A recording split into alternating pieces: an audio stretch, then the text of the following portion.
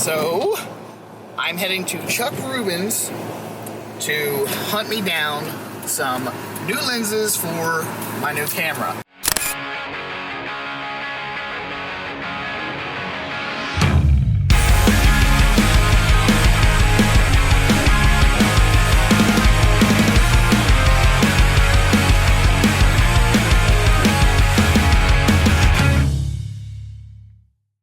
I managed to pick up a Minolta mount off of Amazon. So Chuck Rubin's here in town is this really cool place that it basically looks like someone's old photography attic. I mean, there's just a crap ton of stuff. I'm heading up there now to go check out what he's got, and I figured I'd bring you guys along with me. So let's go. Oh yeah.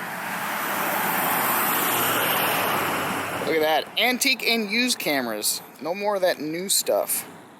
For $500 to $1,000. We're going to find us some cheap Minolta lenses.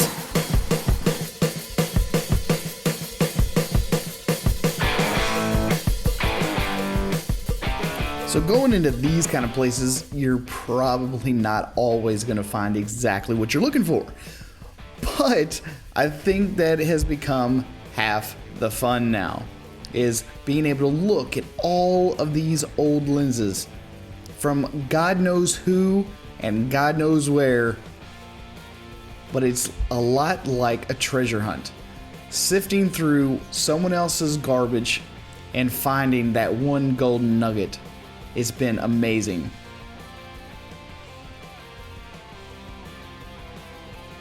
So I'll open the cabinet up down toward the bottom, and amazingly enough, I found a perfect condition Minolta 50mm 1.7. The glass was clean, no fungus, sharp as a tack, absolutely beautiful to replace my Nikon 50mm 1.4. While there were several other lenses that probably would have worked, I was trying to hunt for specific focal ranges and trying to find replacements for what I had been selling.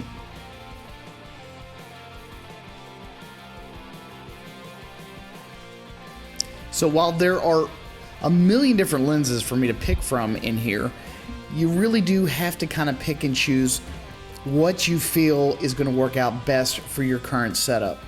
And me going to mirrorless, the world is my oyster. I could literally pick just about anything that I wanted from this store, and all I had to do was hop back on Amazon and find the appropriate adapter that was going to fit each and every lens. So that was fun. I managed to pick up 2 lenses for $50 here at Chuck Rubin's. So now time to do a few little video tests. So the first lens I ended up picking up was the VMAR Automatic. It's a 35mm 2.8, and I gotta be honest, it's not tack sharp. It's actually kind of foggy. It doesn't really have all that clean of a lens, but it did have one interesting thing that I knew that I was gonna love, and it was this beautiful, beautiful halo effect in the lens. The lens flare from this particular cheap little 35mm lens was awesome. The bubbles were perfectly round, and it was so iconic of what most photographers are looking for these days. These are going to work out perfect in those engagement shoots, those wedding shoots, anything where I want a little bit of creative pizzazz. Moving on to the second lens that I picked up was the Minolta 50mm 1.7. This little lens, my friends, is a hidden gem. This thing is tack sharp. I absolutely love this lens as a Nikon 1.4 replacement. Would you just look at the level of detail here in the center? This is with the lens wide open, and oh my god, it is absolutely beautiful. But even as great as this picture was, I couldn't resist tossing it into my editor and throwing a little bit of a black and white treatment on it. I absolutely love this lens, and for $25, who wouldn't? I did happen to find one more lens on eBay. It's a ProMaster Spectrum 7. It's a 35 to 200 millimeter. It's a 3.5 to 4.5. It's not bad overall, but I gotta be honest, it's a little soft, so I haven't figured out a real use for it just yet. So next I wanted to show you the focus peaking on the A6000. this makes these old manual lenses extremely useful. So you can see all the yellow speckly things that are running up and down my flash cases. That is the camera giving me direct and immediate feedback as to where I'm actually focusing with the A6000. Anything that is extremely bright like that in highlighted yellow, that lets me know that that particular part of my picture is in sharp focus.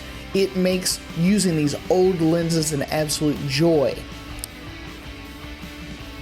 Also, you'll notice the zebra effect, the white and black lines that are all over the images. That is another awesome feature that lets you know when something is going to be overexposed. Next, I wanted to show you what the kit lens can actually do. And this is a picture that I took out around town. I found this gorgeous church, and I wanted to see what kind of detail that I could actually get from a standard JPEG with the kit lens directly out of the A6000, and this is what I came up with. Then when I got it home and decided to throw it into my editor, this is what I came out with. I'm telling you, it's a really great camera.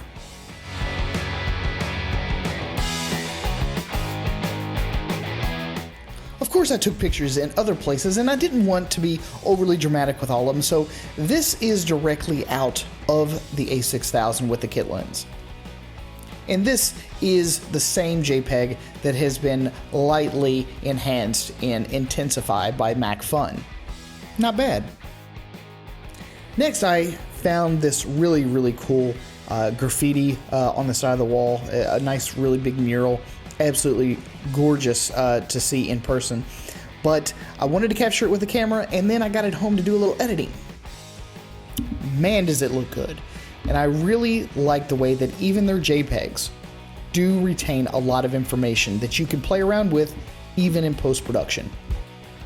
Then I happened upon this tablet with Pan playing the flute, and then a couple of lovers having a midnight dance or whatever. It's a really cool piece, and I wanted to see how well it did in mixed lighting. After I got it home and started doing some editing, wow. I mean, the camera and the kit lens captured every small little detail in that tablet. I was absolutely blown away by what I was able to bring out of the JPEG. As most of you know, trying to get the color just right in mixed lighting is a total pain in the behind, but I can honestly say that with the A6000 and even the kit lens, it does a really good job of capturing the tone and the mood and the hue of the lighting. Getting it back home and getting a little editing done, you can see that I can bring back every small detail, every bit of original color, just the way I remember seeing it.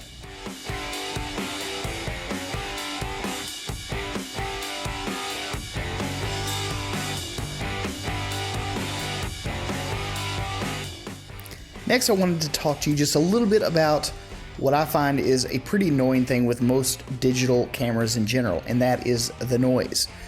But I gotta be honest, in these pictures, I don't know what it is about the processing that Sony happens to do, but the noise doesn't really bother me. It looks so much more organic than most other digital cameras do these days. I'm not really sure what it is, it just feels more natural, perhaps like film does. But on the other hand, when you try to compress it inside of a JPEG, sometimes when you really start to pixel peep, it looks a little smudgy and smeary. Something that I know that a lot of us are not going to like. And as far as Sony's RAW files are concerned, I think they come out pretty fantastic. I've had absolutely no issues with them. Lots of latitude to play around with the shadows and the highlights and the hues and saturations, and your color rendition is honestly, it's some of the best that I've ever seen.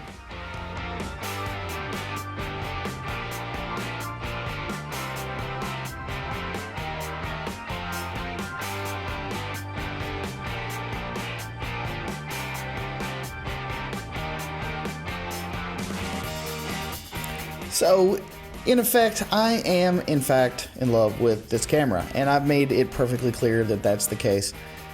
So I'm going to leave you with this. I'm not much of a pixel peeper at all. I look at an overall image and I just try to see what it makes me feel like. And I'm constantly blown away, and I'm really enjoying this camera a whole lot. So if you guys are enjoying the A6000 as well, leave your comment down below. Please like and subscribe my videos, and I really do appreciate you guys stopping right here at the Photo Video Show again with me, Mark Puckett, and I'll see you guys again next time.